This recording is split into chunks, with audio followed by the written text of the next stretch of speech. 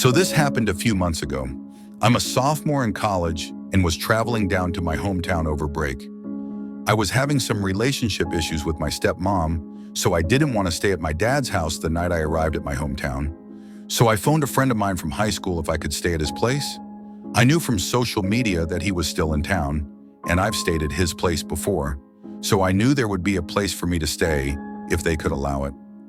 My friend, let's call him Z, seemed like a pretty normal dude. We weren't best friends or anything, but we got pretty close by the time we graduated. We would occasionally text or hang out if I was in town and catch up, reminisce on the times we spent in orchestra or in English class. When I called, he seemed extremely enthusiastic. Z's a normally upbeat guy, but this time it seemed like he was getting a brand new car. I didn't think about it at the time, and he said I could sleep in the guest room, so I headed over. When I got to his house, he was just as excited as he was on the phone. He was bringing up stuff to do like getting high and watching weird movies or playing video games. C's parents weren't home, so he really wanted the opportunity to smoke. I was pretty tired from the drive, but since we rarely see each other, I thought a little bit of bonding couldn't hurt. We played Smash Bros, smoked some weed, and just chat for a few hours. It was longer than I wanted, but I was having fun, so whatever, right? By the time it was getting late, around 2 a.m., he started asking some pretty weird questions, like if I ever wondered what it was like to kill someone, or if I thought anyone would miss me if I was gone. This along with some pretty normal questions like if I had a boyfriend, or how my parents are doing, or if I'm making any friends at school, gave me a weird feeling. I was confused in the moment, but it didn't hit me until after that Z could be assessing me for something bad. The weirdness of it all made me just want to go to bed. We stopped the game and both went into the basement where his room and the guest room were. We say goodnight, I go to my room and get ready for bed. I'm having trouble sleeping, just insomnia that I've had for a while. So I stay awake for around an hour until I hear some movement outside my room. The walls were pretty thin, so I could hear footsteps walking past my door and up the stairs to the main floor, then back down quickly after. What struck me as odd was that I didn't hear the basement door open, which creaks when it does. The light didn't turn on, so I was confused what Z was doing. I heard him go back into his room, but I had this odd feeling. Just ever since I met him this night, he seemed a lot different than he's ever been. I decided to look him up on social media and Google to see anything out of the ordinary. Everything seemed normal until I found his Tumblr, which was linked from his inactive Twitter account that I found on my Twitter contact list.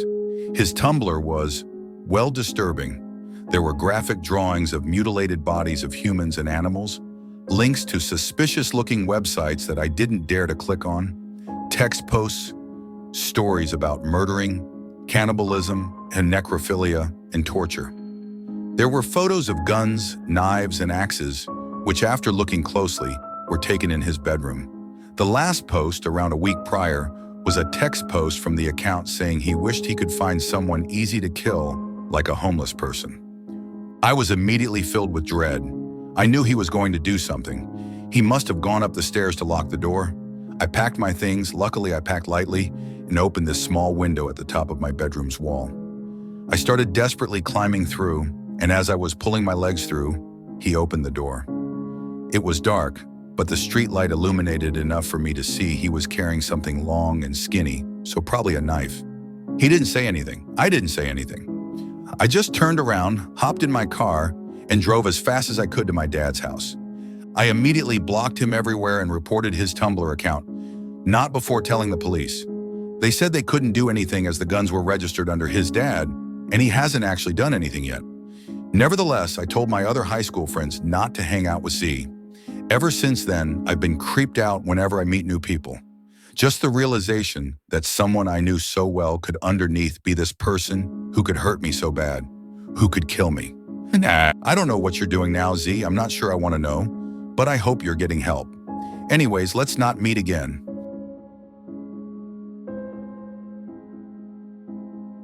When I was 19, I casually dated this guy, Casey, that I met through a mutual friend. We hit it off the first time we met and hung out for hours. He was incredibly charming, and we had a lot in common, but definitely had an off vibe. The day after we hung out, my friend texted me not to get too involved with him because he was kind of a psycho. I ignored his warning, which is something I regret to this day. He wouldn't elaborate, so I shrugged it off as probably nothing that extreme, or he'd tell me. Casey and I were by no means serious. He said he planned on seeing other girls and didn't even want to call me his girlfriend. I appreciated his straightforwardness, though my feelings were very hurt by this. I told myself that maybe as we got closer, he would change his mind. As I spent more time with him, I began to see what my friend was talking about.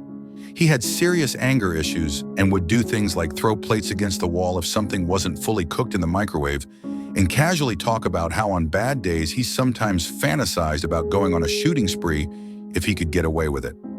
I finally broke up with him after he told me in a rage that he wished he could shove a fire poker down the neighbor's dog's throat so it couldn't bark anymore.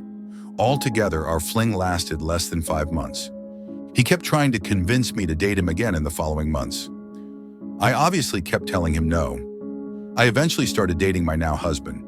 Casey made one last attempt to get me back by showing up at my apartment to tell me that he was in love with me. And if he couldn't have me, then life was not worth living. He said if I didn't let him in and try to work it out, he would shoot himself in the head. Since he had a gun, I was terrified he would actually do it. I had no idea how to handle this situation, so I let him inside with the intention of keeping him as calm as I could and texting one of his friends to come get him and help him. I'm not going to go into a lot of detail about what happened next, but he kept trying to kiss me, and when I made it clear we weren't going to be intimate, he beat the shit out of me.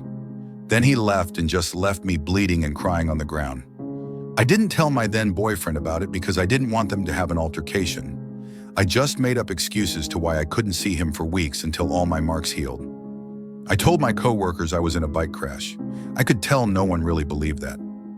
Casey texted me apologizing. He said he just loved me so much that he snapped because he needed me so bad. He tried to frame his violence as some kind of fucked up romantic gesture. I told him to never come near me again and threatened to call the cops.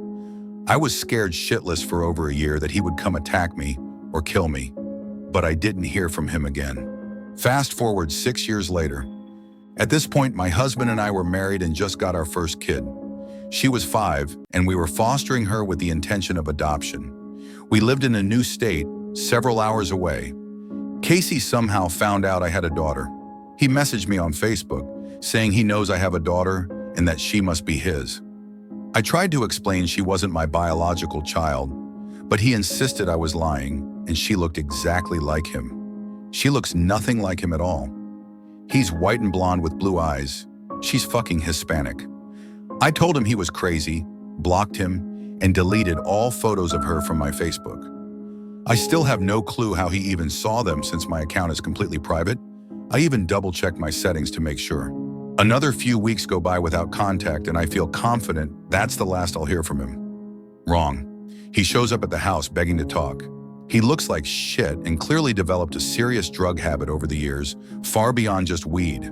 He was pale AF, had dark rings around his eyes, was all shaky, and looked like he lost at least 20 pounds. My husband wasn't there, so I was pretty terrified. He asked, "Can I please just meet her?" I once again emphasized she is not my biological child and told him he really needed to stay away from my family or I would call the police. He then went on a whole unhinged tangent about how we belonged together, and it wasn't fair for me to keep punishing him for not realizing that sooner. He went on about how after he found out about her, God told him while he was on meth that he needed to quit everything and get clean so that he could be with me and raise his daughter. I just closed the door in his face and yelled at him to leave or I would call the cops. He shouted back that I couldn't keep him away from his child forever. I call the police and they just file a report, but tell me there's nothing they can do unless he threatens or harms one of us. About 3 months later, my daughter doesn't come home on the bus. I call the school and they say she was picked up by her dad. As you can imagine, the next few hours were complete and total hell on earth. My husband came home from work early and we had to wait at the house with a cop and a detective in case he took her home, while other cops searched for them. The detective told me that from everything I told him, he didn't think he was at risk of harming her or fleeing with her. Luckily, he was right. They were found at McDonald's and he was arrested, while my daughter was taken to the hospital. Thankfully, she wasn't harmed physically at all, and he was apparently really nice to her. Although it was incredibly awkward to have to explain to a 5-year-old why this strange man was telling her he's her dad. The prosecution was insanely lenient on him due to his mental health issues and drug problem, coupled with the fact he didn't harm her. They ended up dropping all the serious charges like kidnapping a minor and sentenced him to stay in a state hospital until he was deemed healthy enough to be let out, which ended up being only 4 months. They granted us a restraining order that lasted 2 years, which I was incredibly disappointed about, as I wanted a lifelong one. But we were assured if he contacted any of us again, we would no doubt be able to get another one. It is 4 years later and we have not heard from him since. My daughter wasn't traumatized or anything. She just sees it as a strange experience she had. I still have intense anxiety every time the doorbell rings.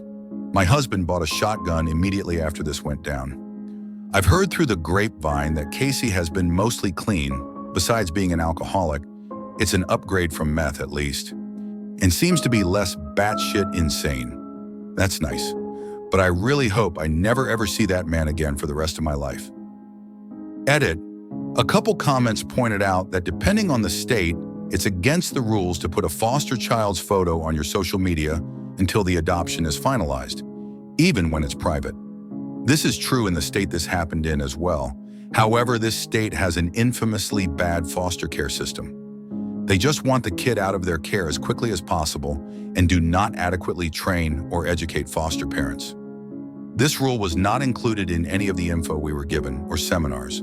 I only even found out about it because the detective yelled at me for it, and then it never came up again. Many other foster parents I know around here are also unaware of this rule. So in case anyone reading this is a foster parent that was never told this, make sure you never put photos of the child on social media.